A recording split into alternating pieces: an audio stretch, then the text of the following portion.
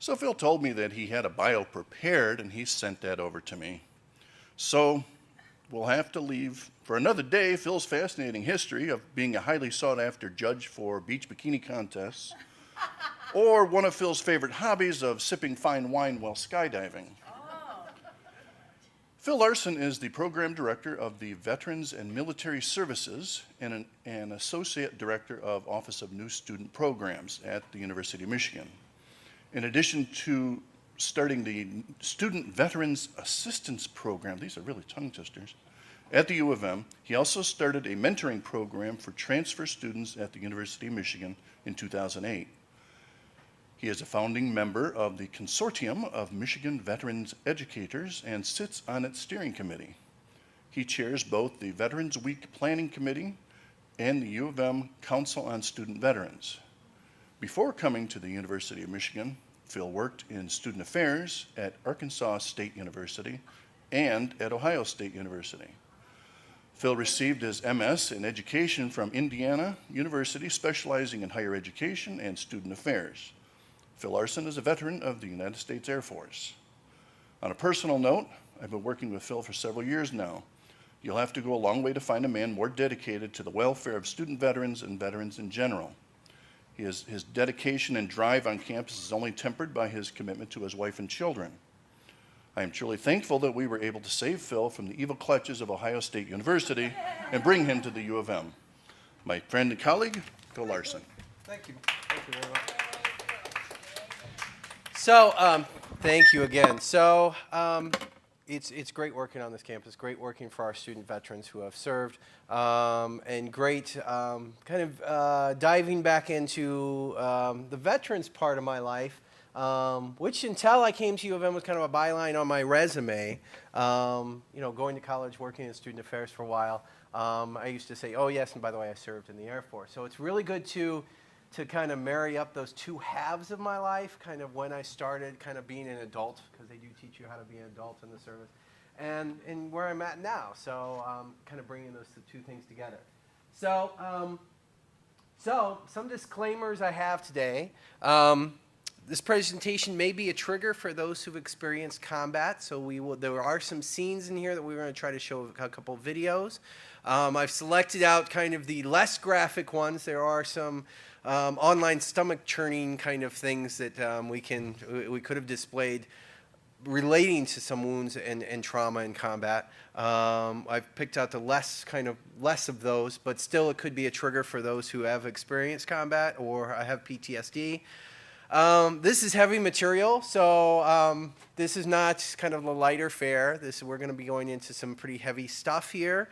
Some of what I say and discuss may be disturbing, just to let you know that. Also, I am not a doctor. I am not a clinician. I am not a social worker or a therapist. I could play one on TV. I certainly played one as a hall director for a number of years as far as the therapist thing goes, so I kind of dabble in that, but not a licensed one. And I have never served in combat. So even though I've served in the Air Force, I did work on the flight line. I loaded bombs and weapons. I did so during peacetime and during the first Gulf War. I was not deployed during the first Gulf War, so I've never seen combat. I have friends who have, but just as a disclaimer. Brief history of injuries in combat, just to kind of set us up. In World War I, you got a lot of terrible trenches, wet conditions, unsanitary conditions. They got a lot of trench foot. It was the first use of gas and chemical and blister agents, lice and disease from lice infestations, and what they first termed as shell shock, which we now call PTSD. A shell shock from the first use of really heavy artillery in the trenches, people getting bombarded, staying in place, not knowing kind of when they will get hit, living day to day, day in and day out with kind of the combat stress. There's a 4% of survival rate. So if you got hit by artillery or bullets or had something go wrong with you due to combat, there's about 4% that you're going to live through that experience. You may live for a little while. But they generally, if you got hit by something in your leg, got a leg wound, a soft leg, you'll probably get infected. More than likely, you're going to die. World War II, artillery, again, mostly artillery and bombs. And this is from the VA, a lot of wounds from kind of artillery explosive devices. And then Pacific malaria was a big one too. But you had, if you got hit again, you had about 69.7% survival rate. So big jump, mostly because they could evacuate you and the use of penicillin and sulfa drugs. The combat medics would carry some sulfa medication to slap on your wound to make sure that you wouldn't get infected. And it also controlled bleeding. Korea, lots of cold weather. Agent Orange, which was interesting. I never knew that Agent Orange stuff from Korea, but yes. And you had then, everybody's seen MASH, so they medevac you now. So now they swing in at first use of helicopters in combat for use of evacuating the wounded. And so you had about 75% survival rate. Again, Vietnam, you had Agent Orange, a lot of environmental agents, a lot of still some drugs, some diseases related to being in the jungle, trench foot, cold, wet weather, those kind of things. About an 86.5 survival rate, again, because they had even better evacuations with the Huey helicopters, and could get you and better medical and better corpsman training. The Gulf War, they don't have, I didn't get the numbers for that, it was a shorter duration, but it's comparable to today's, which is about a 90% survival rate. So even though we have a lot more injury, we have a lot of injury, the survival rate has gone way up because if they can get you within the first 10 minutes or so, your survival rate is really, really good. And so they can evacuate people out and have them survive with pretty horrific wounds. So Iraq is Operation Iraqi Freedom, OIF. Afghanistan, that's my mistake. Afghanistan should have been lower. So Afghan War, the Iraq War, OIF, from 2003 to 2011. The warfare was a modern country with some cities, roads, highways, a very good highway system. A lot of urban warfare, which is messy. Some countryside warfare, a lot of IEDs. So it was when we first started seeing some IED warfare. And a lot of sniper fire. So there was a lot of sniper fire, a lot of close-in action, lots of house-to-house kind of fighting. So we saw a lot of those kind of wounds too from your standard AK-47 kind of weapons. And also a lot of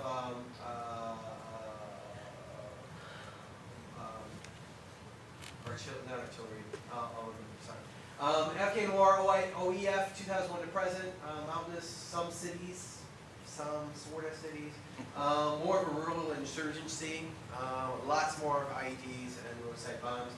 What I was looking for before, both ones rocket-propelled grenades too, which are pretty devastating as well. So besides the explosive concussion force, if it goes off near you, they can take out limbs. They'll kind of as a rocket goes through. So there's different kinds of combat trauma. There's like a physical visible, so you can see that. There's also physical that's hidden, that you may not see, readily apparent. There's also psychological, kind of more visible, we can tell, and there's psychological hidden, and we'll talk a little bit about that today. So I want to give you a sense a little bit about the IED experience. Again, this may be a trigger for some folks, so watch with caution. This does not get too graphic, but it kind of gives you a sense of what people go through on a daily basis.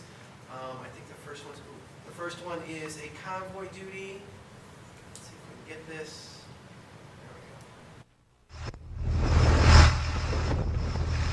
After action, you can kind of see the destruction of the vehicle. You can see the blast hole, so this is hidden alongside a road.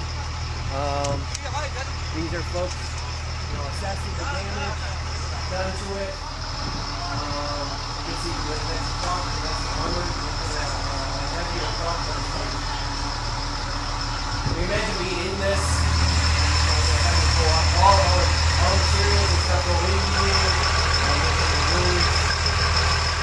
The folks happen, and they're medevac out. There's a chopper coming in, medevac out.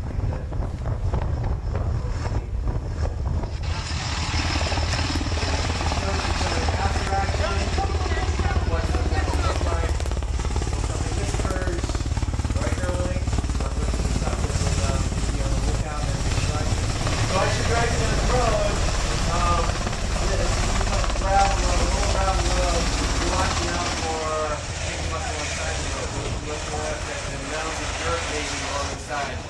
kind of underpass, any kind of culvert that you would pass could have an IED tucked inside of it.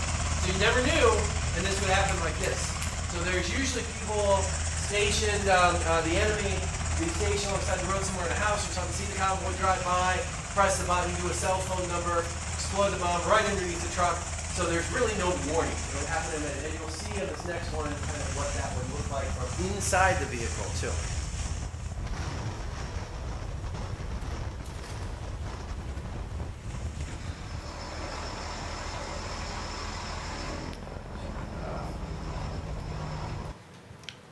Phil, can you use the microphone when the video's Oh, playing? sure. Sorry about that. Okay, this was from inside. This should be from inside the truck. Okay, this is a unit getting ready to go out. They're on. They were on their base, kind of their place of operations. They're ready to get to go out on a patrol. So you see the Humvees in front of you, with folks kind of getting ready, kind of their base, their place where they come out from. You can see their kind of unit symbol down the bottom.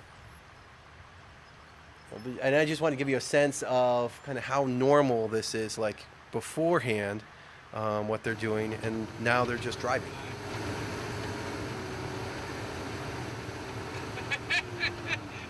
They're all laughing, joking.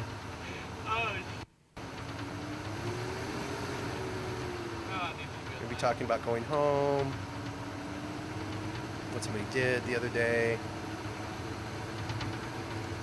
Just normal patrol. And again, they're nowhere there. ID,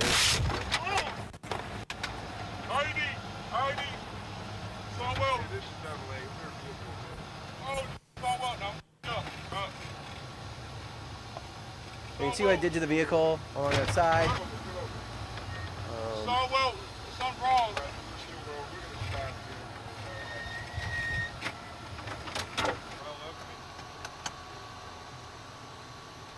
We'll check everybody out. We'll radio it in. We'll see if everybody's okay. This is one of the tamer ones, shall we say.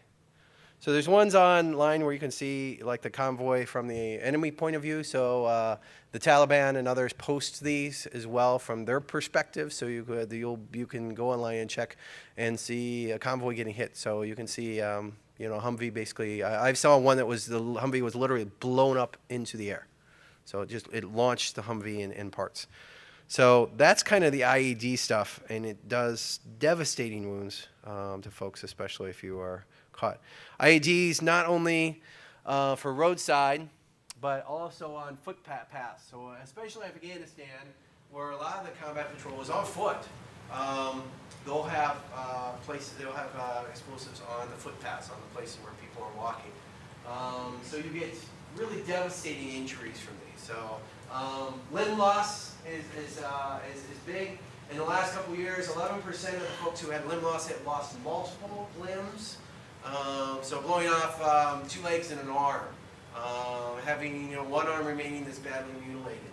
A lot of things with IED blasts are shrapnel wounds. So the stuff that was around, not only so we think of shrapnel as on the weapon itself. So if I throw a grenade, you'll get hit with shrapnel. Mostly it's from that grenade. With IEDs, you get hit with the shrapnel of the parts. They may pack it with stuff too, nails, bolts, stuff they find in rocks, gravel. But also the blast itself creates an upward kind of force. So if I bury something and you step on it, all the gravel and all the dirt that's over top of that's going into you. And so you get a lot of infected kind of wounds. You get a lot of trying to clean out some of these wounds from the gravel. You get a lot of shrapnel damage to soft tissue. You get a lot of damage to the legs. A lot of blasts go up now, so you'll see a lot of more recently genital injuries. So it'll take off all or most of the genital area. We've had folks signing kind of a do not resuscitate order on some things if they're too, especially genital area, badly mutilated. So folks, have come back with these kind of wounds. A lot of stuff. The VA, one of the big VA decision points now is whether they're going to support in vitro fertilization for the partners and wives of folks who have lost the ability to produce children. themselves. So whether they're going to allow them to go get artificial insemination, so at least they can have a family child, because the male partner has lost the ability. And so that's a big thing that we're seeing more of, especially with lower extremity losses. They do have now with Kevlar underwear, Kevlar briefs.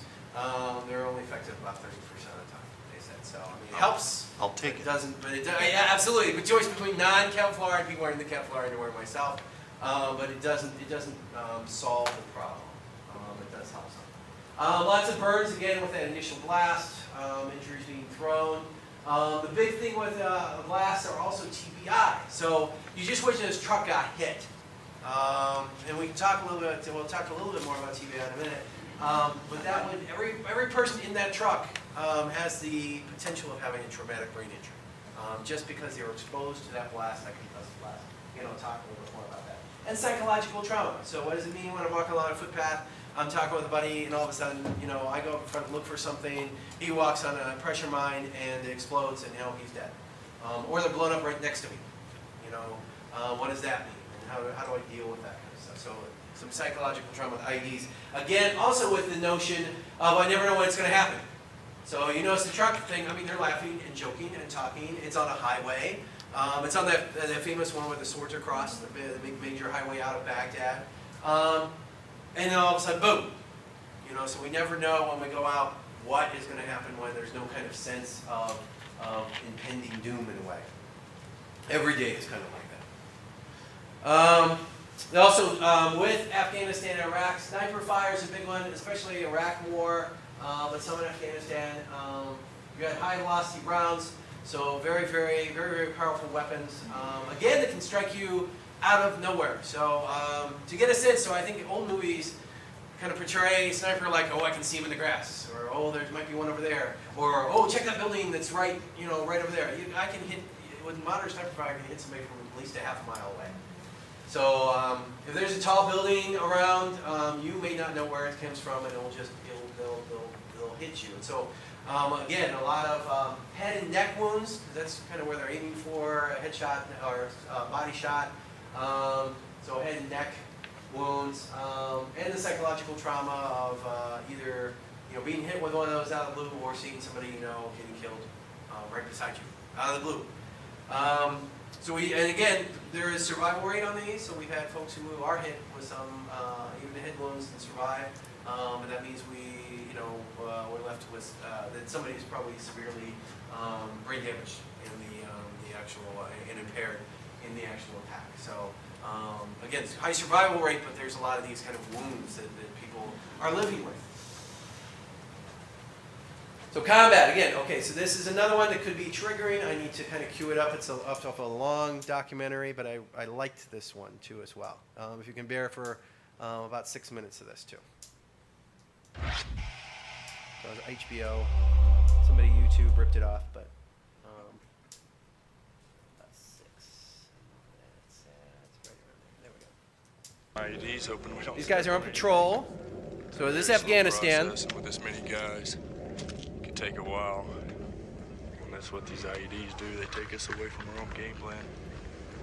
So he's saying the IEDs take them off their game plan, so they have to check out. They're now having they have a unit out there, a squad out there. They're having to kind of move slowly because they don't know where in the field or in the surrounding areas an IED may be hidden. So they can't. It's like walking through a minefield wherever you're walking. So you can imagine kind of leaving Hatcher, walking across campus, and there might be a mine somewhere out there. Nobody's told you. There's no maps. There's nobody out there with a sweeper. They're trying to clear it slowly and making sure they don't step on anything. See all those antennas? That's building 21.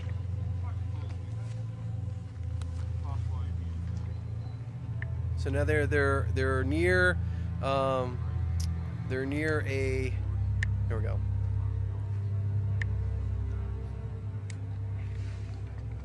So you're in a somebody else's country. I mean, let's put it bluntly. You're in somebody's other country. You want to win over the population. You can't just go in and shoot. And so the enemy knows this as well. And so they will kind of pretend to be civilians until the last moment. So nobody marches in with a uniform saying we are the enemy. They look like everybody else around you. They have caches of weapons hidden kind of all around you. And all of a sudden, when you kind of relax, Just they keep attack. in mind, there's a couple guys at this intersection. But you cannot shoot anybody, even if they look suspicious. So, you know, a guy, until they pick up an AK-47 and turn around and aim it at you, you cannot shoot. So even though they look suspicious, you kind of know what they're doing. You've been through this. We've been through the song and dance before. You can't do anything about it until actually they start shooting. I'm sure several stayed.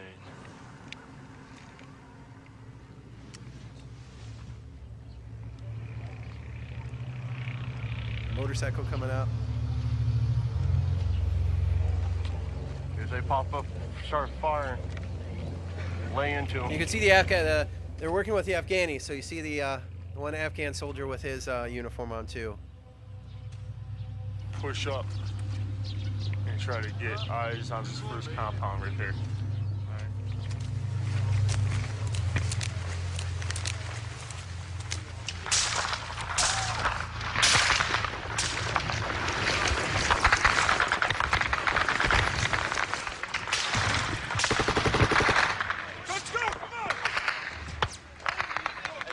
Watch your flank, too. Who's right there?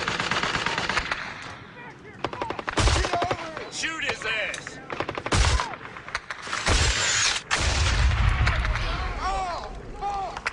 Sorry about the language. Come here!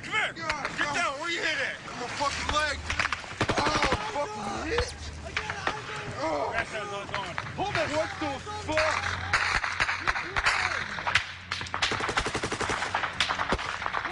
I got you, boy, I got you.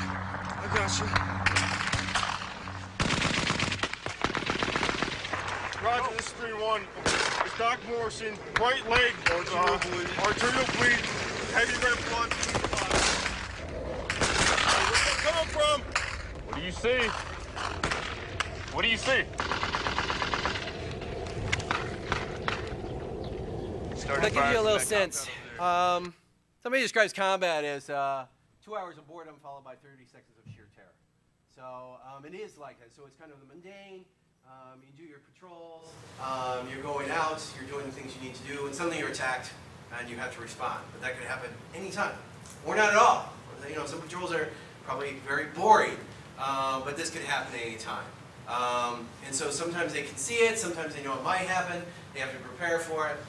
You saw one person get hit. I don't know if you heard it. The high, there's like a little zing you heard. Like you hear a pop, pop, pop, pop, pop. That's usually outgoing fire. Pop, pop, pop, pop, pop, pop. If you hear a little zing, like zing, zing, zing, that's incoming fire shooting right by the camera. So that's stuff. When I was listening to big speakers, you almost want to duck because it sounds. That's what incoming fire sounds like. So it's a zing by your head, and hopefully you hear the zing.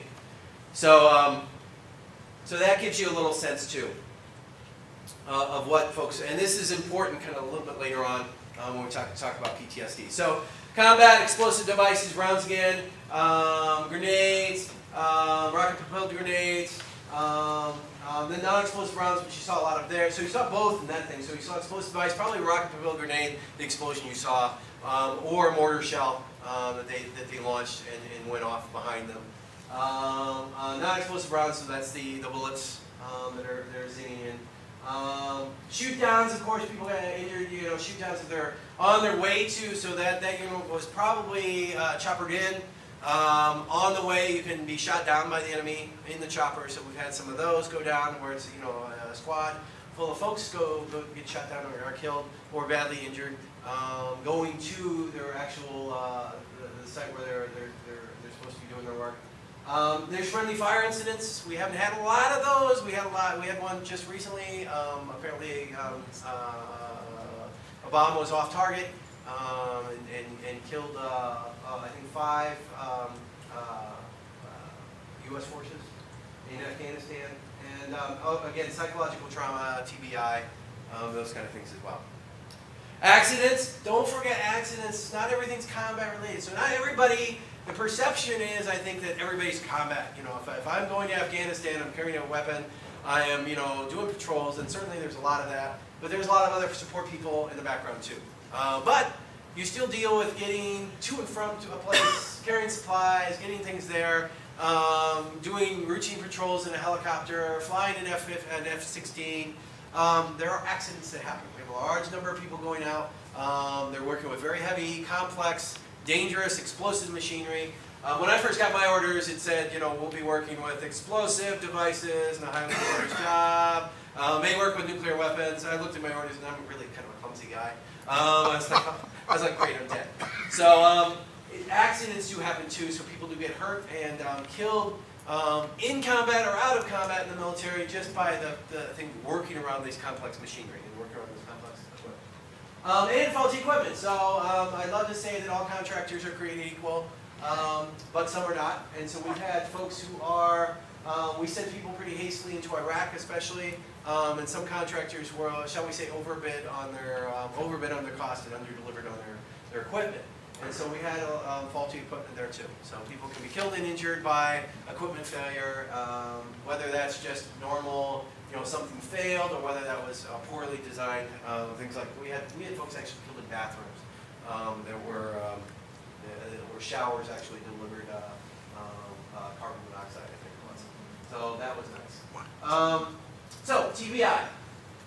Moving on a little bit from the physical part into the psychological part. This is a physical condition caused by a sudden trauma to the head or penetrating head injury that disrupts the normal functioning of the brain. This can be it can be caused by a concussion event, so hitting your head hard. It can be caused by a bullet, so a bullet it goes through the skull, penetrating head wound.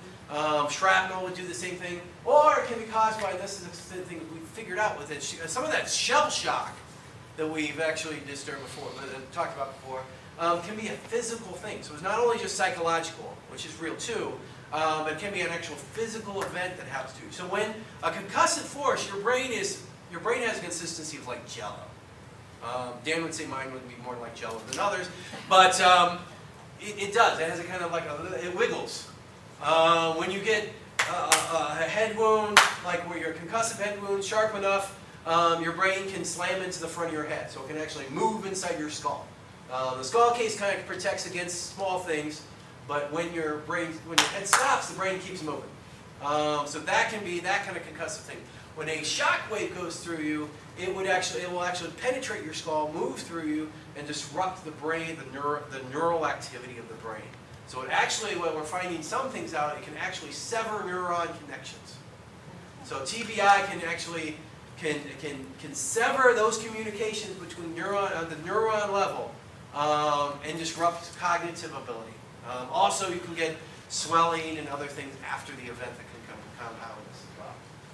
So blasts are our leading, the blast ones now are leading causes in combat zones for this era of combat veterans. So those IED blasts. It can affect somebody a good distance away, hundreds of yards away, and you can still get a TBI. So if a blast went off at the back of this room, way back there, I could still suffer a TBI, even though I could get up, shake myself off, and appear normal for the next few days. It can happen days or weeks after the event. You can start to experience symptoms of a TBI, and they're very subtle. They can be very subtle. Like I'm a little more tired than I used to be. I can't remember. I don't know if I'm remembering as well. And so they're subtle kind of things that can happen that may not be readily apparent. I mean, I may know my name, I know where I live, I know my wife's name, I know my kid's name, but I don't really remember I'm kind of having trouble remembering what my calendar is for this week. So you kind of want, is that age-related like mine? Or is this a TBI kind of event? Mild TBI, headaches, neck pain that doesn't go away, lightheadedness, dizziness, loss of balance, urge to vomit, nausea, loss of sense of smell or taste, or changes in sense of smell or taste. I've talked to folks who are experiencing TBI from combat, and they say, I don't like what I used to like. I don't like the foods I used to like. I hate strawberries now, but I love bananas. I used to hate bananas. So those kind of things. We had ringing in the ears, difficulty remembering, concentrating, making decisions. So you can see where some of this gets into the academic realm of remembering, concentrating in class, making those kind of decisions, what I should study, slowness in thinking, speaking, acting, or reading. I've because I'm used to some of this too of dealing with veterans. I've actually met veterans where I know they have a TBI before they divulge it to me. So I can kind of tell a little bit based on their speech patterns, what they're saying, how they're thinking. When I ask them what they did, they're, you know, I'm infantry, Marine, I was over in Afghanistan. We get there. We know, I kind of get where they're coming from. Getting lost or easily confused, feeling tired all the time, mood changes, feeling sad or angry for no reason. Changes in sleep patterns, sleeping a lot more or having a hard time sleeping, increased sensitivity to light, sounds, or distractions, blurred vision, or eyes that tire easily. Again, another person who was talking about severe TBI. A couple of them, we had a gentleman who went to school here. He was involved in 5 IED blasts in Iraq before we got him, and we find out when we were just discovering kind of what TBI was and talking about it. And this was 2009, I think we talked to this gentleman. He was having some problems in school, having disruptive problems, behavioral problems, judgment problems. And 5 blasts. So when he talked, we talked about a little bit about kind of what your experience was. He talked about like 5 blasts from explosive item. One can cause TBI. Successive ones damage that more and make some of those damages actually a little more concrete from what I've read. So, one blast, there are some treatments, there are things we can do. We can do some cognitive rehabilitation therapy, occupational therapy, and a lot of that will kind of go away. The brain has a really good ability to repair itself in some, making some different connections and connecting back up again. Successive blasts disrupt that and make it seem to make it a lot more unlikely for a better long-term outcome. Another guy, a story I'll tell you too. He came back from multiple TBIs again. Came back home, got a divorce, and he said, I like my wife. I liked my wife. She's a good friend, but when I came back, I didn't love her because I'm a different person. I don't like the same things. I don't like doing the same things. I remember my former self, but I am a different person. So I have different food likes, different likes in movies, different likes. Everything is different. He enjoys his kids, loves his kids, but he feels also even a disconnect with them because his physical brain changed. The neural connections that were there were broken and reformed in a different pattern. And it's mind blowing to think of it that way, but that's what we're finding. That's part of it. Severe TBIs, these are things to seek medical treatment, is headaches that don't go away, repeated vomiting, nausea, convulsions, some seizures, inability to waken from sleep, dilations in both pupils of the eyes, slurred speech, weakness or numbness of the extremities, loss of coordination, and increased confusion. And this is where we have severe brain injury, and somebody needs medical attention pretty quick. So compounding issues, again, delay in treatment, which is weird. It's catch-22. So these things are subtle. I don't know I have a problem. But the longer I delay in seeking help and treatment, the more set those kind of problems become. Repeated concussive events. Long-term, and this is an interesting study too, I read, was long-term increases of Alzheimer's disease, increases of Parkinson's disease, and increases of dementia long-term with folks who have suffered TBI. So as we're talking about the signature wound of these wars being IED blasts, we know that TBI occurs probably at least at some partial point in most of these IED blasts. You have some long-term health care questions that are going to be coming out of folks returning from this war. So just like Agent Orange and cancer we've dealt with Vietnam veterans, I suspect we're going to have a lot of Alzheimer's, Parkinson's, dementia claims from the VA as our Afghanistan and Iraq veterans age. And that's not too far in the future. So we think of them as all these young kids who go in. Well, no, there's a lot of folks who are still serving from even the Gulf War era who are deployed. A lot of my friends who are not, we're not spring chickens anymore, deployed to Afghanistan and Iraq. So a lot of folks I know went over there. So as we age in the next 10 to 20 years, we'll probably see a lot more of those kind of claims coming to the VA too, as well as the service-connected disability. Diagnosis for TBI, military acute concussion evaluation, so where they evaluate you on paper about your choices, about your kind of a workbook kind of thing. CT scans, MRIs, a single admission computed tomography, which I have no idea what that is, another kind of brain scan. The next one sounds like something out of Star Trek, positron emission tomography. That's interesting. And then cognitive evaluations to see how well you do from a therapist, and then physical, occupational, or speech evaluations as well. So psychological. So we get a 2012 SVA, which is our Student Veterans of America national organization that we helped start here at Ann Arbor. Yay! Now on over 1,000 campuses nationwide. SVA did a massive survey across the country and found out in 2012 that thoughts of suicide, about 45% of our student vets have thought about it. Significant PTSD symptoms, again about 45, 46%. Severe depressive symptoms, about 25, 23%, and severe anxiety, about 35%. So lots of things we are dealing with our SVA folks as well. Yes? How does that compare with the general student population? That's what. Yeah, that's our student population. So that's That is our student. that's student veterans. So folks who are going to That's, school. but I'm talking about in general. General veterans population, I probably think that I would. My guess would be a little bit General higher. student population. I think our student veterans are folks who are you have to be somewhat prepared and ready to go to college and be cognitively pretty well to do, especially at this level, to kind of succeed. Most SVA locations are on four-year institutions. SVAs don't generally do as well in two-year colleges. So this is mostly four-year schools, mostly folks who are going to school to get a degree. And so we find high levels of suicide, PTSD, and depression. A lot of that is having those resources available on campus to kind of place to go. And a support network, so that's what also SVA helps out with. So a couple stories. One, again, is, and these are hard to deal with, but I want to get you a sense of PTSD a little bit.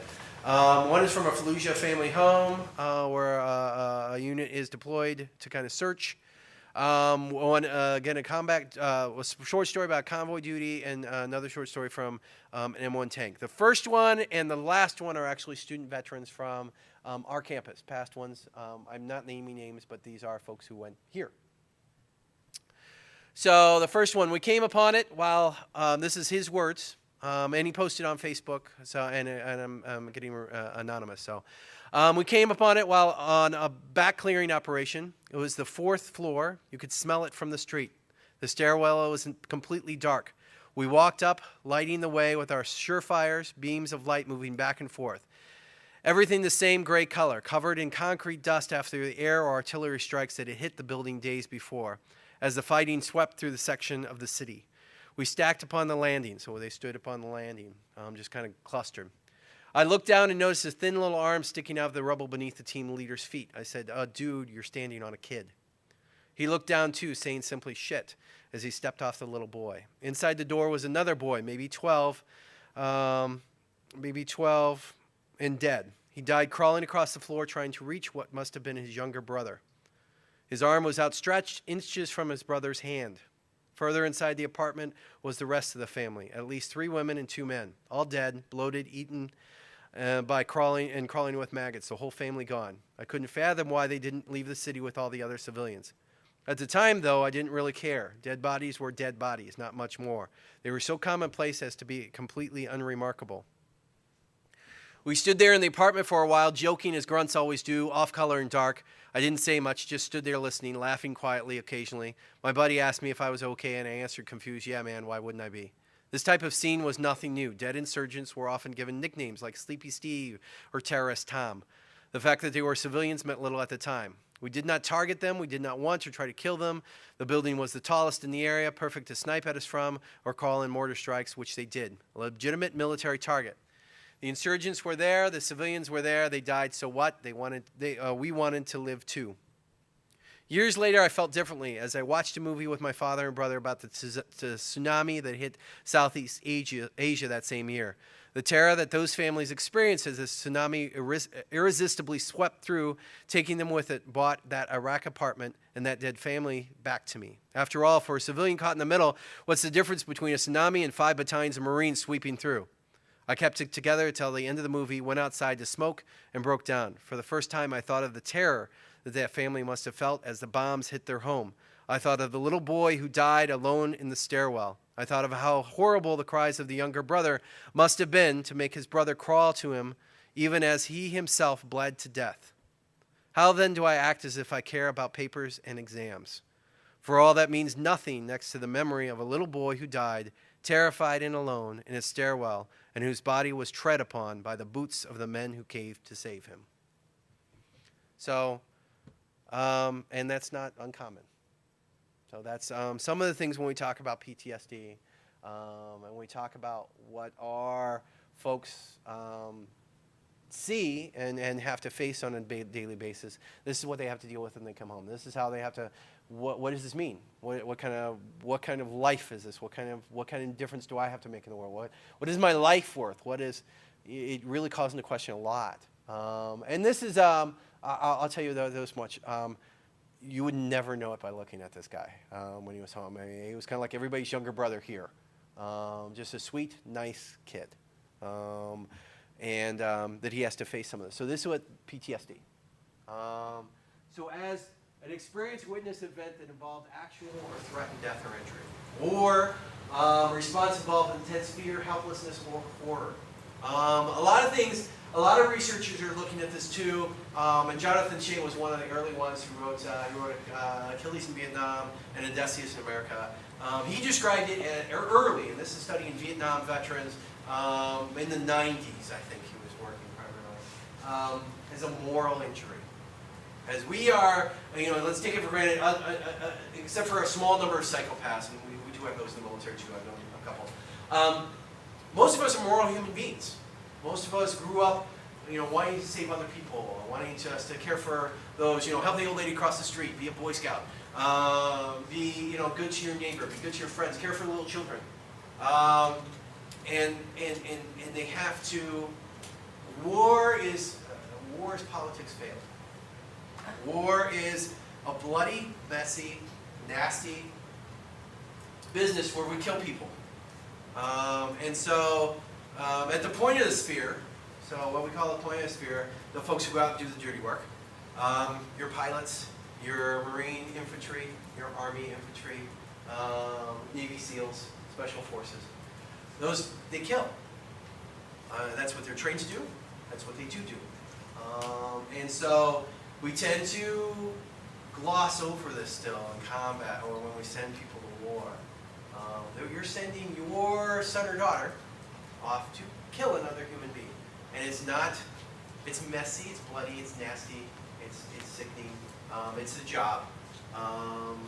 For us who support, I loaded bombs and weapons on aircraft. And so, if I did my job right, that bomb I loaded would kill somebody. And so we don't say, and then we're dealing with, sorry, I'm not trying to get on a moral high horse. You deal with a civilian population, so it's only about 1% of us. Well, 1% of the population went to Afghanistan and Iraq. About 10% of the population ever served in the military. So you deal with 90% of you all out there who don't think about this. And we vote people in who sent us off to war. And we vote politicians in who actually said this, who said, what should you do to support the war effort? Go out and shop. So as I sample a nice fruit back there, which is nice, thank you by the way. Or I go to Panera for lunch, or I sit and watch my big screen TV at home, and the World Cup's on this week. So as I enjoy all those things, how often do we remember that we're still at war? We're in the longest serving war in America's history, right now, as we sit here. But we don't have to deal with it, because the 1% is doing the kind of dirty work for us. And when they come home, we usually don't want to hear about that dirty work. So that's the compounding thing of PTSD is a lot of them have that story, and this is from one of our students. And this is just an example of folks who've seen people, their friends killed, seen civilians killed, had to kill civilians, and we asked them not to talk about it. The second story I want to share is really brief but powerful too. We talked with, and I think Anna was there for this too. We talked about a student who came and talked about the horror of war, and on convoy duty, you're not supposed to stop. Why? Because people will plant explosives near you. People will target you. If you stop, you're a great target for a rocket-propelled grenade. Rocket-propelled grenades are dumbfire weapons, which means they have no guidance system. You point, click, shoot, boom. The thing rockets out and explodes. A moving target's harder to hit because I'm, kind of doing angles, trying to see where they go. Stationary target, perfect for an explosive rocket-propelled grenade. It does tremendous damage. So they're not supposed to stop for any reason. And the insurgents learned early on that they could have kids run out. And we would stop for kids, which made us a target. So the order came down, don't stop for anybody. And so this a soldier who came and talked to us talked about having the experience of running over children in large trucks and feeling the bounce kind of as they went over. And then having to come home, and this is the same one who has severe TBI, having to come home and look at his own children and say, these are the ages of the kids I ran over. And again, we don't hear about this, but we ask our young men and women to do these kind of things, the moral injury. So how do I live with myself? What does it mean? Am I a killer? I was protecting my own life. I was protecting my own life and the people around me who are counting on my safety as I'm driving this truck. There may be 20 people in the back who are riding along in a deuce and a half. I'm taking them someplace, so I got to protect them. Yet a kid comes out in front of me. So do I stop? Don't I stop? If I run over, I'm saving these lives, but I'm killing the kid. So it's this moral injury and how you live with yourself after you come home. Again, can be acute or chronic, can be quick, can be long-term in dealing with those things. So they tend to re-experience the event, flash it over in their heads. I've dealt with this in a small way, so whether I'm disclosed or not, whether it makes it trivial. I witnessed a pretty horrific event at Ohio State. So I saw a student get crushed by an elevator. A 19-year-old student came. I was a first responder on the scene, first staff member to kind of see this event. The paramedics were dead. We got right after the paramedics. The kid was obviously deceased. And it was pretty terrible. So a 19-year-old kid crushed basically in half from an elevator. And so dealing with a traumatic event, so it's recurrent. So I knew military training kicks in, and I was like, okay, you're going to have to deal with this later, but you can't deal with this now. You've got a job to do. So it's a picture, take a snapshot, deal with it later. And then that's what it's a recurrent event that happens. It's images, thoughts, perceptives. I don't like elevators anymore, by the way. And so, especially crowded ones, because this happened on a very, very crowded elevator. They overcrowd the elevator dropped. Kids, you try to get out, pushed, and was crushed by the top of the elevator. Dreams act as though the event were reoccurring. So it might be happening now. So we see, some of this stuff. Typical kind of PTSD is displayed in the military. Somebody thinking they're under combat right now, and that can happen. So somebody can say, this is occurring, not knowing when something's safe or not. What are some of our students describe as they always look up on buildings. So sniper fire usually comes from up, and so they'll just sweep the area as they go through. When they're driving on the road, they said when they came back they have a hard time not looking to the sides to see if there's IEDs. So kind of getting back to the normal, but having that thought, that always on, that always scared, afraid for my life. And this is a body response. So some of this stuff is due to adrenaline and your body fight or flight response, the natural thing that's keeping you alive, hypervigilance all the time, for a year. So you can imagine being under danger for a year, for a whole year. Whether you slept, whether you walked, whether you got up, whether you went to the bathroom, whether you were eating, or whether you're driving, the whole year under that kind of danger. And then coming home, and now it's campus, idyllic. So how do I turn that kind of hypervigilance off? Avoidance, responses are avoidance, thoughts, feelings, conversations, activities, places. Try to avoid those kind of things, which doesn't help, actually. So long-term avoidance actually deals, PTSD is one of those, your brain has a way of making, sorry, guys.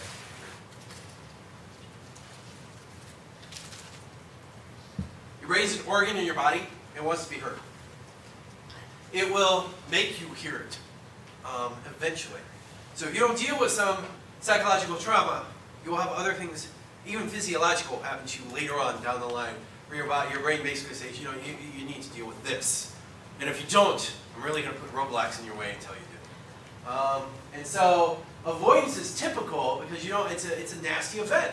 It's something, you know, to see, for instance, to think about rolling over kids in the highway is something you probably don't want to think about at the dinner table. You probably don't want to think about often, but you need to think about it because you have to put it in contextually. You have to figure out what this means to you. Inability to or the opposite is the inability to recall an event. So blocking it out of your head completely, you know, having that mask. Again, your brain will still make you deal with it, even though you don't know it's there. Feeling of detachment. What am I supposed to feel? How am I supposed to feel? I experienced this too with that event. It's weird. It's just a sense of not feeling anything for a while. Not feeling. I just didn't want to talk. I didn't want to discuss it. It just felt. My fiance, now my wife, was there with me. I sent her home. I came home like 4 o'clock in the morning after this event happened, like 8 o'clock at night. I say I just don't want to talk. I need process time. I need to think about it. For like the next couple of weeks, I found nothing for anybody. Restriction of emotions, inability to look ahead and see what's out. You know what that feeling kind of despair, depression. I don't know what's ahead. I don't know if I want to know what's ahead. It's easier not to deal with this. Suicide can be caused by PTSD just because I don't want to deal with it anymore. I don't want to think about it. I don't want to talk about it. I know I got to talk about it. I'm just not going to. Or the compounding factors of loss of feelings, conversations, friends. Again, most people don't serve, so what happens if I come home to my best friend and he's not in combat and I am? What do we talk about? How do I relate? How does he relate to me? I'm different. I'm not, you know, dude, I'm glad you had a movie. I'm glad you went out to the movie and had a great time while I was gone and drank and have a lot of stories to tell or went to college. I was in combat. What do we have in common anymore? Yeah, I was lucky enough, my best friend had served, so we actually have things we share. Physical arousal, so hyped up, that hypervigilance. And some of that's adrenaline, which is sort of a drug. So Sebastian Junger describes it, adrenaline is such an addictive quality that we do have a fair amount of folks who were involved in combat wanting to go back. So that's why we see people volunteering for a deployment number 3 or 4 or 5, because I miss it. It starts to define you of who you are. And so they miss this kind of rush. Either that or they'll get into a very, very, and I've seen this too, very extreme sports. So very, very, and they still don't get the kind of rush you have in combat. So they'll get, you know, riding a bike, riding a motorcycle fast. Doing some kind of extreme, you know, skydiving or snowboarding or some kind of extreme thing where they at least get a little bit of adrenaline adjust, and they still say it's not the same as combat, and they miss war. Irritability or outburst of anger, very, very small, breaking point for angry outbursts and fights. Difficulty concentrating, again, hypervigilance and exaggerated startle response. So, you know, fireworks are not a great. So the 4th of July, not a great time for veterans who've been in combat because of, you know, fireworks. Treatment, there's feeling of safety and security. There's no more. So I get to do the amateur therapist thing, the Maslow hierarchy of needs. So feeling of safety and security that they can kind of explore this and find out what it means to them and where do they go. You never get rid of those events. So for instance, the elevator thing, I'm never going to forget what that looked like. And that event, but I can manage it like a movie. I can manage it that it's an event that happened, but it doesn't define me as well. Telling the story, talking, art, writing, acting. We talked about art too, so art's a big therapy for folks. It's getting it, what one person who was a writer said, it's getting it out of my head and onto paper, and that was another thing we did a couple years ago. It's getting it so it doesn't define my whole life and it doesn't take up my whole existence, but rather it's just there like a memory. It's there, it exists, but it doesn't harm me anymore. Remembering is a big thing. Remembering repeated, and one of the new cognitive therapies is remembering repeatedly. Remembering, telling, until it really does become just another story. Managing your dealing with the moral injury part, and dealing with that sense of betrayal that a commanding officer might have sent me in harm's way unnecessarily. Why did my country send me to do this? Why were we there? So I'm sure a lot of Iraqi war veterans are thinking this as the country is taken over by an extremist group right now. It looks like it may happen. So so Iraq may be in the hands of a extremist group by the middle of next week, who Al Qaeda has said is too radical. So what do you do with that? So so now we've got a bunch of folks who died for Fallujah. Fallujah right now is in the hands of ICE, which is this extremist group. So you have to say, they ask them, what does it mean? So you have to redefine that moral center, redefine that, and heal that kind of moral injury. And a lot of people say they weren't in it for those kind of global geopolitical stuff. They're in it for the unit and their friends and the people closest around them. Sleep management. Sleep is a huge thing with PTSD. So sleep, controlling sleep, making sure you sleep, making sure you dream. A lot of the first drugs were that the VA gave out, that the DOD gave out, were suppressed feelings and suppressed dreaming, which is kind of doesn't work toward helping PTSD. If you are suppressing the emotions, it just makes it worse in a way. So making sure people can dream well, making sure you get those emotions out, making sure you're processing that in a good way, healing this. So Jonathan Shea doesn't like PTSD. I don't really like it either. It's disorder. It's an injury. So it was caused by an event. It was caused by something just as real as if a mortar hit my shoulder and I'm dealing with a severed arm. It's an injury caused by, in this case, caused by combat. And it can be healed like an injury caused by combat. Concentration, helping them with their emotions. Again, helping them deal. So I want to tell you, before we get to this, I want to tell you that final story, which was the another veteran, another student came to my office and talked. And again, a nice guy, and he at one point was a gunner on the top of a Humvee, which is probably the most dangerous job you can have over in Iraq, because everybody, you're a target. So you have a big target. You're in a somewhat protected Humvee. Somewhat, but you're totally exposed, and so he had to deal with that for a year. He related another story where he was on a ground mission, following behind a tank. A sniper hit the turret gunner of the tank, and took his head off. And they pulled this guy out. They were on a mission. They had to complete it, so they pointed him and said, "Get up there in the turret." So he says, I climb over, the guy's laying on the side of the tank, so they put you on top of the tank, room, so they plop you on, they put this guy on top of the tank, and there's nothing they could do for him. They continue on their mission, so he said, climbed over this guy, climbed into the turret, the whole turret was filled with his blood and brains, and had to continue on doing his job. And this is, again, another student who was here. And so again, so these are things in their head. These are stuff they have to go through. This is stuff that they're dealing with and saying, what does this movie mean? What does this mean to me? How do I kind of process through it? Some of the horrors of war again. So from a veteran's perspective, though, so 10 things you should know about today's student. And I'm sorry I told you this was a little depressing as we went on the disclaimer, but that's the reality of what stories I hear a lot. And this is the realities of some of the student veterans. Again, not all, but some of the students bring to the campus and some combat veterans face. So before I read this, the other disclaimer I'll make, the other thing I will say, again, not everybody was in combat.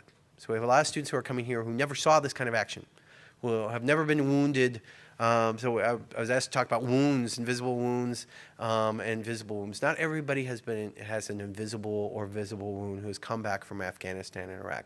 A lot of our soldiers right now are coming back who are supply folks, who are folks who worked in the back, who are folks who worked logistically. As the war in Afghanistan draws down and the Iraq war is ended, we'll see a lot more folks who have served their time on base somewhere. So veterans will start coming back in peacetime who have never seen some of these, who are not those sustain those kind of injuries. So we don't want to paint with a broad brush saying, I don't want to contribute to the media and the movie things that all veterans are defective, that we're all suffering from PTSD. They all got some kind of hidden psychological demon that's lurking within us, because it's just simply not true. PTSD also is a very spectrum disorder. So it can go from debilitating on one side, where folks cannot function, cannot get up in the morning, cannot hold a job, are totally disabled by PTSD, to a manageable, very, very manageable one on this side, where I can go to class, I can do a lot of other things. I may just have a couple of symptoms, like, I look up at the buildings before I get nervous walking through the diag because it's a pretty exposed place, with lots of tall buildings around me. So I'm dealing with that, but I'm okay to go to class. I'm just a little nervous when I do this. I have a lot of students who will not sit in the front of the room. I'll sit in the back of the room where I can observe everybody. It works for them. So it's folks who are managing their own kind of triggers, but they are able to go upon their daily lives and able to function and highly function in a university such as the University of Michigan. One of the people I actually talked about who had one of these experiences went on to be a Fulbright scholar. So, highly, highly functional, really, really smart folks, individuals who did see combat. So can do this, even if they have some PTSD. So I want to, leave you with that too. I don't want you to get the victim mentality that we're all, somehow broken. So students, 10 things from a veteran's perspective, and this was online too. Student veterans are a highly diverse group, come from all walks of life. Come from all political persuasions, come from all religions, and they've served. They're commonalities that they've served together. In all races, all creeds. I met them while I was in the military as well. Veterans do not see themselves as victims ever. So there's a great documentary. I wish I could have put this as a resource. I need to look it up a little bit more. An HBO documentary that was hosted by the guy that was on the... what was that gangster show that was on on HBO? Sopranos. Who was the guy, Tony Soprano, who died. He hosted this thing before he died, talking to severely wounded veterans, folks who lost limbs, pretty disfigured. A couple of them were pretty disfigured as well. Talked with them about their stories. It was called like their Alive Day. Instead of their birthday, they call it their Alive Day, where they cheated death. They said, where they became alive again. And none of these guys saw themselves as victims. So none of them was poor me. When asked about it, they will say, I was doing my job. So I was doing what I was sent there to do. I was doing what I signed up to do. And a lot of them will do it again. I met the colonel who was on Battleship. Has anybody seen Battleship, the movie? It's actually pretty good. It's sci-fi, but the Navy scenes are actually quite cool. There's a guy in there that lost both legs that's one of the heroes of the movie. And this guy's an actual war veteran, and he was on campus a little while ago. And he talked about this too. Is not a victim. He doesn't see himself as a victim. In fact, he's still serving active duty Army, even though he's a lieutenant colonel, and he lost both his legs. So we do what we do. And so it's not a victim of event. But they can feel pretty alone on campus, again, from the stuff that we just discussed about serving in a combat role, serving in Afghanistan, Iraq, serving in the military, and then coming to a campus where nobody knows what the heck I was doing. And it's not on the news. Nobody knows that, even though we lost five soldiers in Afghanistan recently, it's not really that big reported on the news. And students from a veteran's perspective, they are often unaware of their PTSD or TBI. Again, because it's a brain disorder, it can affect judgment, it can affect perception. So if I can't perceive that I have it, how am I going to know? There are 3 things you should never say to a veteran, but they still hear them every day. One is asking them if wars were atrocities, were a waste of human life. again, they're not the ones who send people to war. Ask your politicians. Ask the people that we elect, because that's the ones who make those kind of judgments. We just go where they tell us to go. And we don't have any choice in the matter. It's not like I could say, sorry, sir, I really don't want to go to Afghanistan. Thank you very much. Can I leave? Can I get out of them? That's not a choice. It's kind of like you get your uniform, get on the plane. When I was under reserve orders, I could have 48 hours notice leaving. And that's when I was actually, as a reserve, inside of college or university. So I had my SART bag packed, which is my to-go bag, and 48 hours notice I could be on a plane to somewhere in the world. Don't have a choice. The other thing is, I don't understand why you're having trouble. You volunteered for service. Yes, you did, but there are still some things we face. So, we're not going to claim the victim or play the victim card, but it still may take me a little while longer to walk across campus. I still need some services from students with services for students with disabilities. I still maybe some extra time to take a test because I have PTSD. There's still some things I may need to function and be well as a student and to perform at the level I can do. So, no, they're not complainers, but no, you should, and I've heard somebody, actually higher up who has actually served in the military, who's on campus, when we first started the Student Veterans Assistance Program, asked why we needed this because, they're just a bunch of whiners. And this was an officer, so yeah, give him a break, they're an officer. But as an enlisted guy, I can say that. So, but yes, even among some folks who have been in, the common thing is like, why do they need special treatment? A bunch of whiners, they volunteer for service, buck up, camper. And that's just not the core. But we should provide these kind of things. We owe it to them. Well, again, I get to go out and me as a former service member, I still get to go home and eat. I still get to go home and enjoy my big screen TV. I get to do these kind of things. But not my voting, but us as a society, we voted for this to happen. We voted the people in who sent us to war. We do owe them this. We owe them this help. We owe it, just the way it is. And if I have to pay higher taxes, we owe it to them because we've lived a life of luxury for the last 10 years. Again, my soapbox. The other thing is, did you kill anyone? And our students have heard this too from students and from even staff and faculty. Did you kill? Oh, did you kill? Coming up from? Are you in combat? Oh, did you kill anybody? That's a pretty insensitive question. You can ask some of the things you can ask. And I do all the time. What was your branch of service? And I usually ask, what did you do? It's a nice open-ended question. Those two things, branch of service, everybody can tell their branches. Or Marine Corps, pretty proud of it. What did you do? They can disclose as much or little as they want. They can say, I served in infantry, close combat. They can say, I just served. I just did this. So, it kind of leaves them an out if they want to. And I think that's perfectly fine. We also talk to student veterans about educating others. So I say, they could ask insensitive questions, but that's because they just don't know. So we have 18-year-olds who really are just curious about your service, and they may ask a stupid thing, but our job is still educate because we're the folks who served. We're our only advocates because already they're talking about the problems of the VA, but there's also folks in Congress who say, well, yeah, but we don't really want to fund it.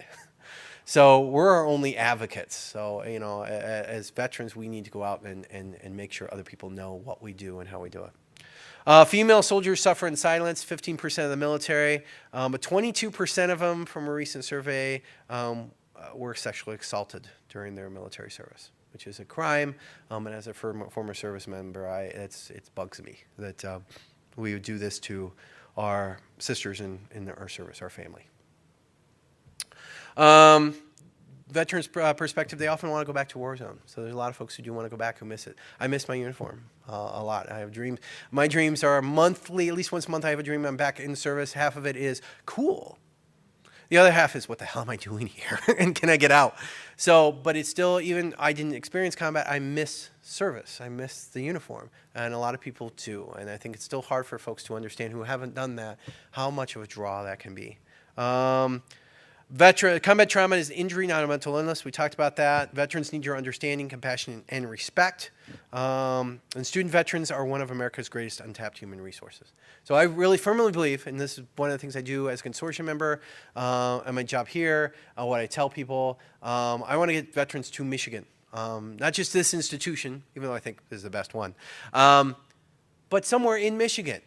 You know, if you can't come here, go to state, go to Fair State, go to Wayne State, go to Eastern Michigan, Western Michigan, some of the schools up north, Saginaw Valley State University, go to one of our multiple community colleges and start, because we need you in Michigan.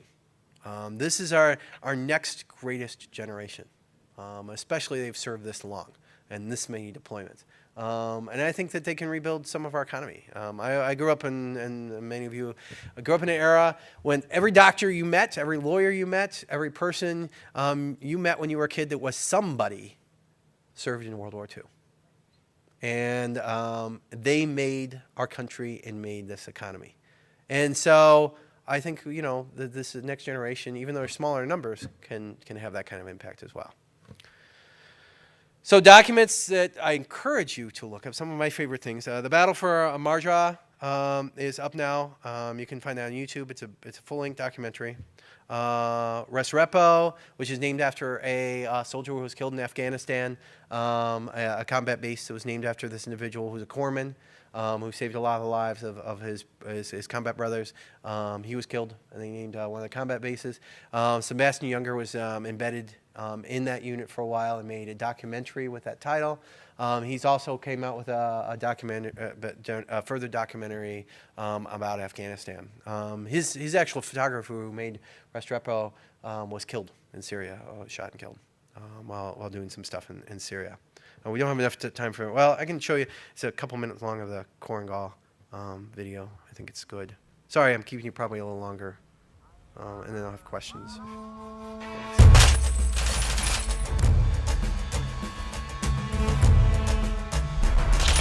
Korengal was a major highway for Taliban and enemy activity. See the dude running, and then you see him blowing into pieces. We forced the boys to go out continuously. You'd hear the enemy just going crazy trying to figure out where we were. We're definitely bait. Yeah, it's frightening. Until you hear the snap of a bullet go by your head, there's nothing else like it.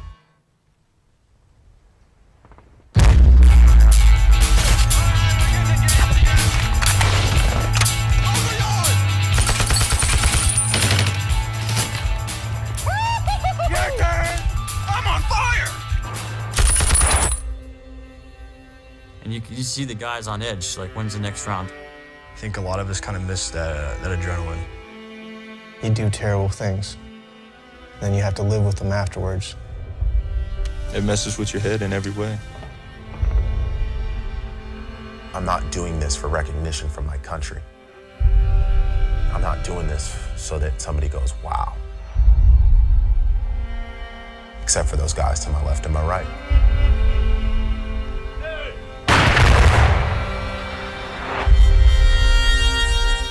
Because that's what it's about. Those guys are what it's about.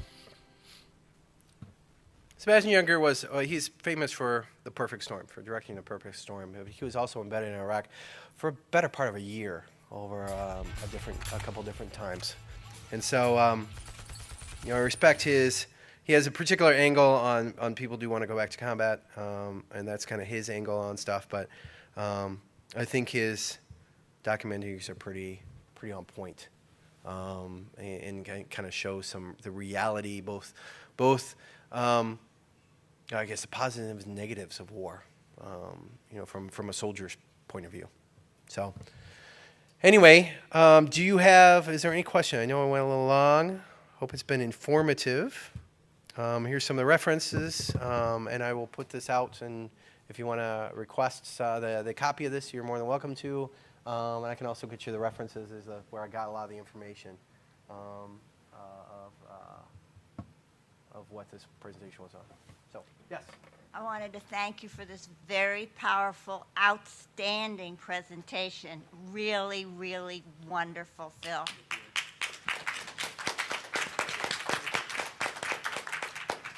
And my question is, could you say just a few words about the dogs that help people with... Yeah, I was... Bring in the dogs. No, I was, thank you for saying that. I was along the course of doing this, I was like, oh, I gotta mention this, and I forgot to put it in. We actually have a student veteran on campus who's bringing his service dog. And I think he'll we see more and more. Her name is Bella. I don't have this student, but she's a good cook. And she follows him everywhere and is there with him, and he's going to have her in class. I said we should make him a little, make her a little student veterans shirt, and put the student veterans shirt on her. He thinks he's going to do a graduation cap when he graduates for her. But we're going to see more and more of this. And we're addressing, the good thing is housing is actually addressing this. So housing is rewriting some policies for service dogs. Before they would not allow them in, and now they are. Because I think a university in Oregon was sued. I would question that, a service animal as opposed to a therapeutic animal? You're saying the university would not allow a service animal in? I don't think so before for housing. No, that's not true. Oh, okay. I'd have to correct that, actually. Okay, that's fine. There's something else called a therapeutic animal, Yes. which is not a service animal, and that's actually been covered under the Fair Housing Act as long as the ADA has. So if that ever happens, please always contact me, because it shouldn't be happening in university housing at all. Yeah, sorry about that. Okay, no I'm very concerned about that. No, I think we're going to see more and more of those. So I think it's going to be a thing that's going to be a little more kind of on campus, especially some of our veterans and some of our other populations, because the service dog part I think is expanding to other areas and seeing how much help the dogs can actually provide to folks. Not only just comfort and care, but the actual medication reminders and making sure people And that would be a are true aware service. of alarms. Right, and that would be a true service animal as opposed to a therapeutic animal. So they should have complete run of the campus. Absolutely. Yep. I agree. Thank you. I'm sorry. Thank you. Phil, the Veterans of Foreign War organizations helped many generations of veterans coming back. They had peers to associate with, and they had been going downhill as the World War II generation was dying. I thought I heard that they are seeing a resurgence in membership. Is that true? I think so. I think it's a different, if this generation, Carol, I just got to be gentle on this. This generation does not want to have a beer hall. They don't want to be like, we go and just drink beer and discuss the war. They're very much into athleticism, training together and running together, a little bit more online, for online communities and friendships, forming less formal group type of things. So I think some of it is they don't want the ceremony of, we're going to wear the funny hats and run in parades. Again, being a military, some folks have a very mixed feeling about the uniform. So coming, I think, the one person who talked about the house in Fallujah is talking about, I've ignored my military service and I need to reintegrate that into part of my life 6 years afterwards. So I need to come back around and figure out where this fits. So I think a lot of folks would have a problem of I don't want to be a part of American Legion, veteran of foreign wars, those kind of things, because it's a formalization of my military service that has requirements of precedence and minutes and being gaveled in, and we wear the funny hats on Veterans Day, and wear my uniform on something, and I don't know if I want to be a part of that. So I think some of them, maybe we'll see a research, because some of them, like our one student, are coming to terms with their service and wanting to integrate that at some point in their life, but a lot of folks who are just coming out don't have that. I don't want that necessarily. So one of our big things about SVA is we actually have to describe folks when they come on campus. This is not a formal situation. We're not asking you to march anywhere. You don't have to wear a uniform. We're not going to be, just telling war stories. It's about helping each other kind of survive on a college campus, first and foremost, as a veteran. So I think that's some of the things they have to deal with. And I think, I think there's a perception of, this is for the old guys. American Legion, Veterans of Foreign Wars are for the old guys. And so I think if they join, part of it is going to be the space that opens up to let them make it into what they think it should be. Whether it looks like IEVA, which is the Afghanistan and Iraq Veterans Association, whether it's SVA, Student Veterans of America, they're going to have, I think it's a big It's a big shift away for some traditional type of service organizations to what this generation wants to be.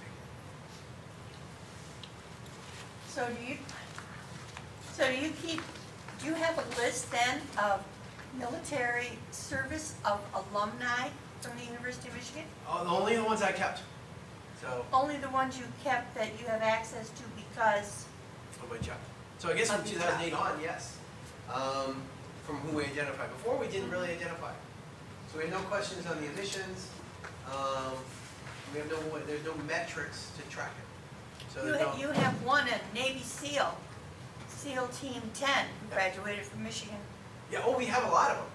A lot of SEALs? No, we have a lot of folks with military Yeah, service and we're veterans. an ROTC. But we just don't, the ROTC can track that a little bit better. So if we're talking ROTC folks, so they weren't veterans, they joined the service once they got out of Michigan. So, you have a hand-holding relationship? Yes. I see. Yes. Yeah, not hands off, but we're not Yeah. on the same Yeah. auspices either. Right. Again, for that same reason. So there's been suggestion, why don't you move into the ROTC building? Because most of my students would never come here. Good point. So they don't want, the last thing they want, a good portion of them, is to walk into a building with people in uniform. And so, it's what they call student veterans, is that the student comes first. Well, I'm thrilled to hear you're doing these things on campus. It's my pleasure, it really is. Two quick questions. Could you say a little bit about the services that you and your office provide directly to students? Oh, sure. And do you have resources, or what are your top couple things that you would like faculty and student services staff to know about how we can serve student veterans? Okay, sure. First part, we contact the veterans when they come in. We try to track them where they are. Point of contact is a big thing that they wanted. So they wanted somebody, if I got a problem, who do I call? The easy question is call me. Now I may have you call someone else, but I'll have you call a person usually to say, what can we do? Unless you get the weird minutia of department. So the problem is we're such a decentralized campus. There were what's been called a bunch of schools and colleges connected by a common sewer system. And that's pretty much true. So if we're talking, I want to know about my transfer credits in, the chemistry department. We have to send them to the chemistry department. Or if I want to know, well, how do I get into kinesiology? I have to look at kinesiology a little bit closer. So generally, for some of the big picture items, we have a point of contact on campus for offices. If it gets into schools or colleges, there's 120-degree programs, and they're all vastly different from each other. And so sometimes it really does. You need to call the department to figure out who you're going to. Well, I'll give you the number. I'll help you through it. A lot of times, even have to on the website. I don't know where to find this, so I'll just Google it on the website and find your answer. Here, do this, this, this, this, and this. Here's the number to call. So sometimes it's translating the university, which is vastly different than the military, translating it so they understand where to go for help and what's the next step for them. Also, we provide services on the transition period, getting students transition to the school, helping them navigate through GI Bill benefits, so where to go. I'm not the certifying official, thank goodness. Michelle Henderson does that job quite well. I'm thankful she does it because that's all the number crunching and all the other stuff. Woo! I don't do that. So, we can connect them up with benefits. We also, I have also developed partnerships with the VA. So the Ann Arbor VA will work really closely with them. I know their top person at the hospital. So Mr. McDivitt, I can get a question directly to him if I need to, if it needs to go that high. We also know Sarah Nowinski for the OAF coordinator over at the hospital. Brittany Powers is actually comes to our campus meeting.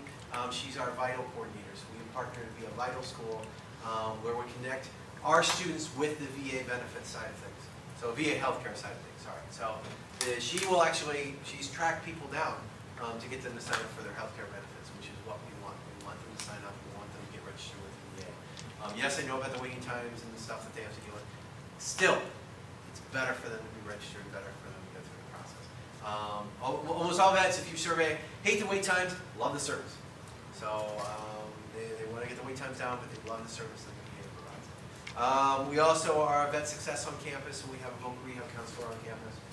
They'll help people get vocational rehabilitation, sign up for that benefit, and also help with the benefit side of the VA stuff as well. So we can kind of stumble through, and if there's a hold up on benefits, you can kind of figure out why. So I do some of those kind of outreach things to different organizations that can help our student veterans.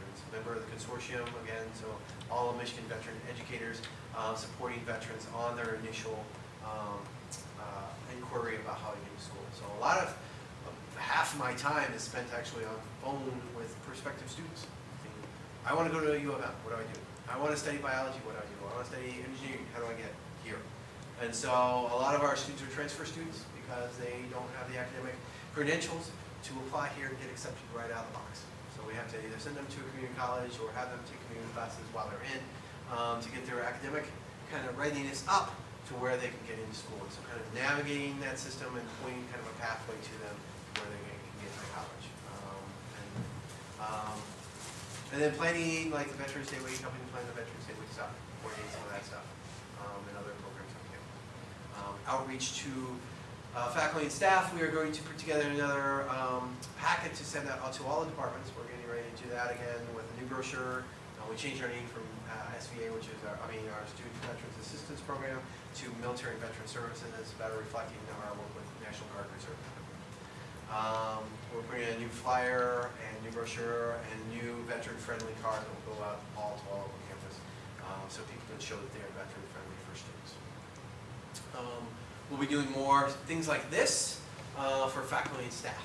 Also, planning at least twice a year, talking about a subject matter that's open to the campus, where faculty and staff can come and kind of learn more about our students and faculty. Well, what faculty can do better? A, don't ask those kind of questions that we put on there, because they have. Don't assume. Don't assume that you know what a veteran is thinking, what a veteran is like. Don't assume like assumptions. I know it's hard. Prejudice and assumptions are a human condition. Don't assume things about a veteran that they're all for war.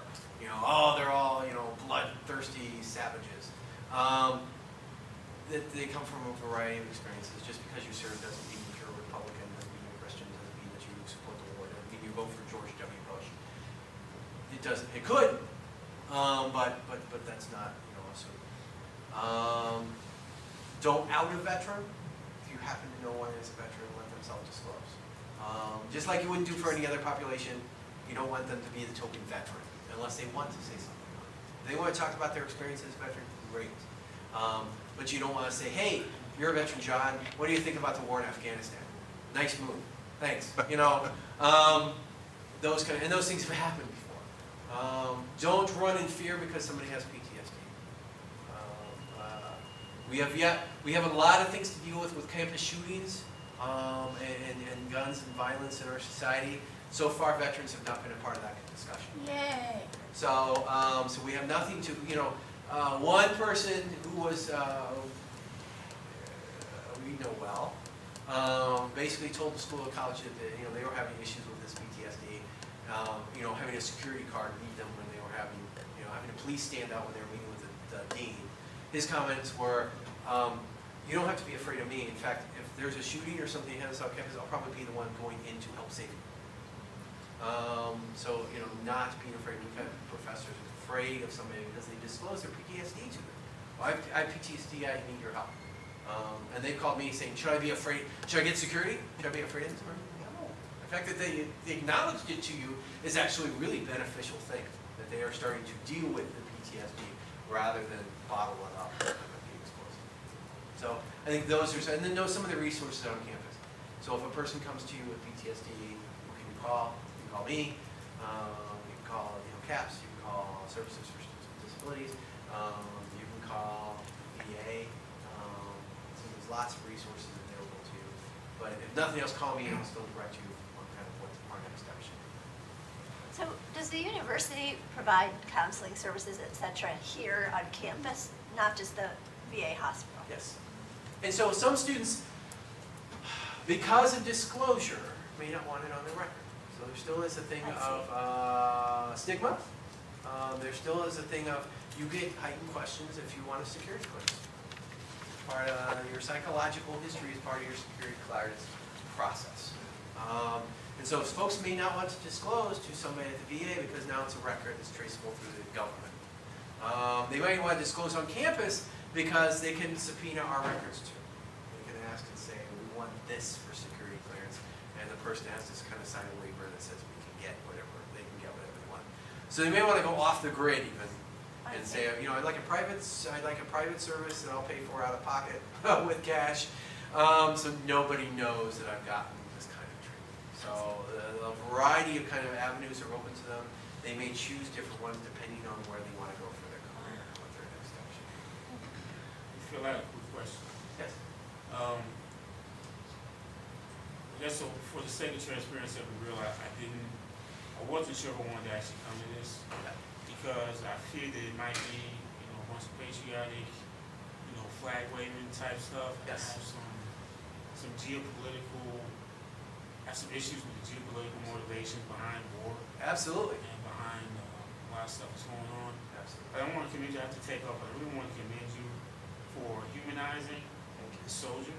Thank you. Taking us to a level to where they're not just tough guys wearing helmets, carrying guns, but actually helping us to understand some of the dirty side of war, some of the aspects of war that we don't often get exposed to, and how detrimental that is to these young men and women who are coming back and what they're faced with. So I just want to say thanks. Thank you.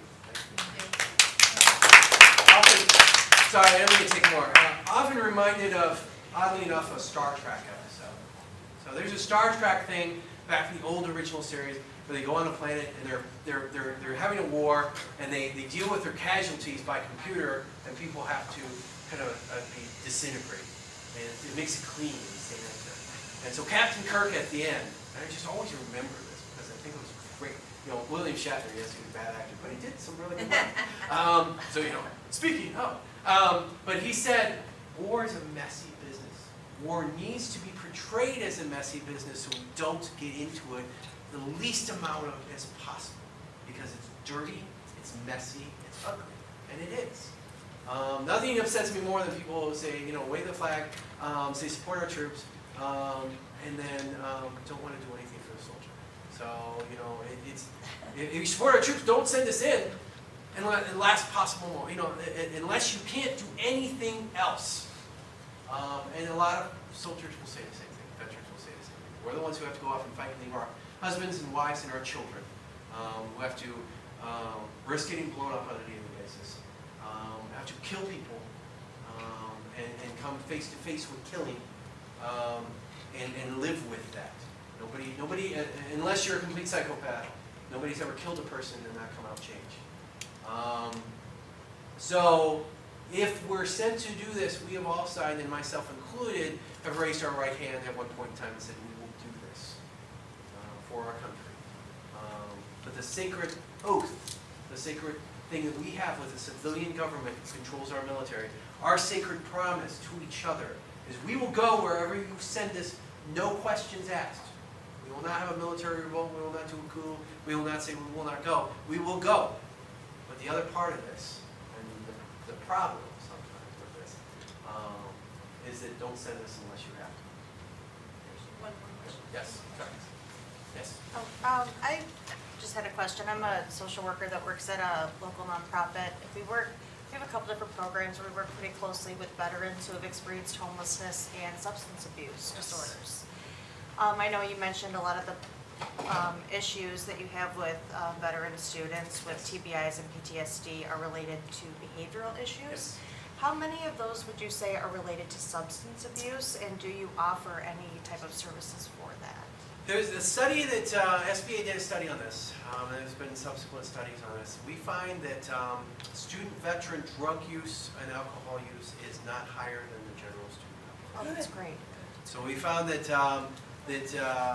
despite some of the stereotypes, types of students and service members, that we found no uptick on that. Now, I think the ones who do use it for different reasons, some of our students. Having been in the military myself, that was my experimental years. I drank a lot while I was in. When I came to campus, I was like, I'm done. You know, where I think that a lot of our students who are like freshmen, the folks who are walking in, it's experimental. It's freedom. Woo! I get to drink. Wow, well, I've had that as a student veteran coming in. I think the folks who do drink sometimes to medicinal purposes. We drink as a form of therapy, as a form to forget or feel. So I think that the dangerous thing, well, it's not a problem because it's normal student use. I think they use it for vastly different reasons. So I think that folks who do use drugs and do use alcohol, when they're in as a student veteran, are more than likely, my own thoughts, more than likely to use it as a coping mechanism. Yes, sir. You know, I was just thinking when you use the phrase outing a veteran, how that relates to so many other groups that they conceptualize themselves vis-a-vis other people as being outed or not. And your earlier remarks to a veteran who wouldn't want to be standing near someone in uniform, worse than anything.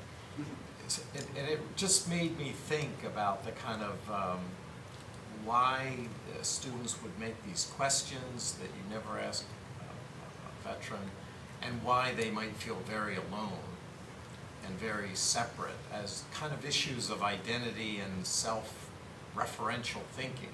I think students can't identify with veterans because they see it, and I think they see veterans as someone that they can project a lot of their own conflicts onto, and they are an other. And it's hard for them to make that identification, especially with someone who has a strong, you know, internalization of that role because it was such a big part of their life. And on the other hand, if we think of these people need to be outed, or we think of it that way, that already identifies them as an other, and therefore they need to hide that. And it just really just made me think of that kind of constellation of things that have both the psychological element in the veteran and the social element of trying to relate in an environment like this, where my guess is, and this is just an anecdotal kind of impression, is that they're seen as alien, as other, as outside the regular student body, and what a conflict that must be, and how difficult that must be. And I was just thinking to pull together some of the things you've said, I think, quite nicely. Just some thoughts. I think so. I really compare it to, the thought comes to mind a lot with GLBT students. So it's not readily identifiable. You know, I can't, and I've known, you know, some of my friends and colleagues talk about gaydar. I have like veteran dar, I guess. So I can pick out, I can somewhat, that one might be. So I can pick out some of that, but because I'm on the in-group, you know, part of things. So, you know, I can do it a little bit because I'm a veteran. I a little bit know how you walk. I notice the backpack. I notice how you kind of present yourself. I notice, and sometimes I'm wrong. I've been wrong. I'm like, you're in the military. Wow, could have fooled me. So, and other folks who have surprised me, like I would never have guessed in a million years that you actually served in the military. But I think it's an identity thing. So I can remain hidden if I want. So I know, and nobody knows. I don't have this, you know, I don't have anything to help, you know, phenotype. I don't look like I certainly don't look like a veteran now. So I can hide if I want to. And then so the questions become of like, okay, so if I do out myself, what do people think of me? Do they think differently publicly of me? Does that become my primary identity now? So, you know, if I say I'm a veteran, is that now what people think of me, or whether as an educator, or as a staff member, or as a father, or as a husband, or as a member of the community? Very handsome bald guy. Bald guy, handsome bald guy. So I think that students have to say, you know, the self-identification, you know, either as GLBT or as veteran status. Now I choose, that power's upon me to say my definition roles. So I can say as part of it. And I can tell you that the veteran not wanting to be seen at VFW is completely analogous to our disabled students who don't want to be seen in SSD. Absolutely. And I have students. I hide my license plate. Well, Dr. Kellum, can you register me on a Saturday when there aren't as many students around? Absolutely. Stories like this, it just seems completely parallel. It is, and I don't want to.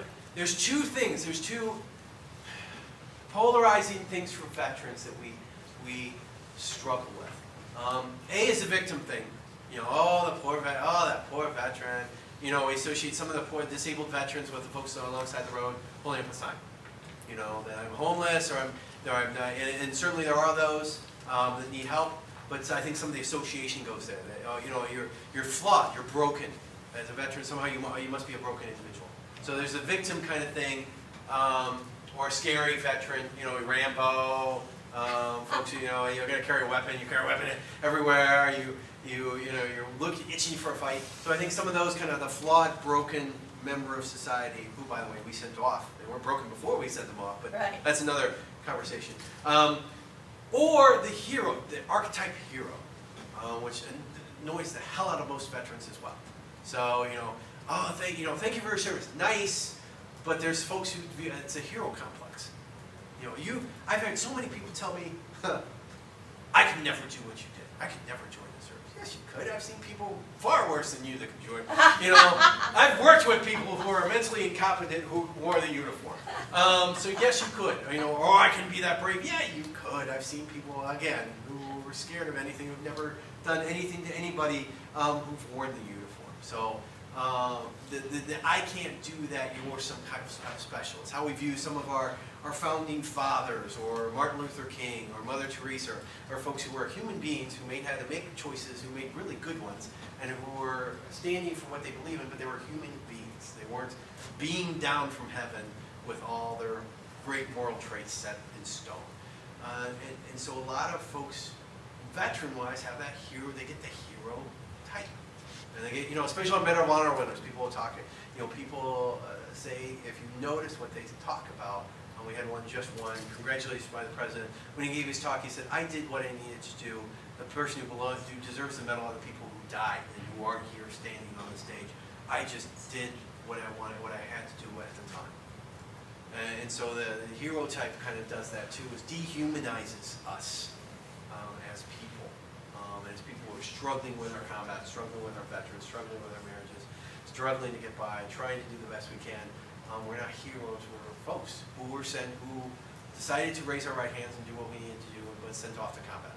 And some of us liked it, some of us didn't, some of us felt trapped, but all of us are, like for the student veterans, student first.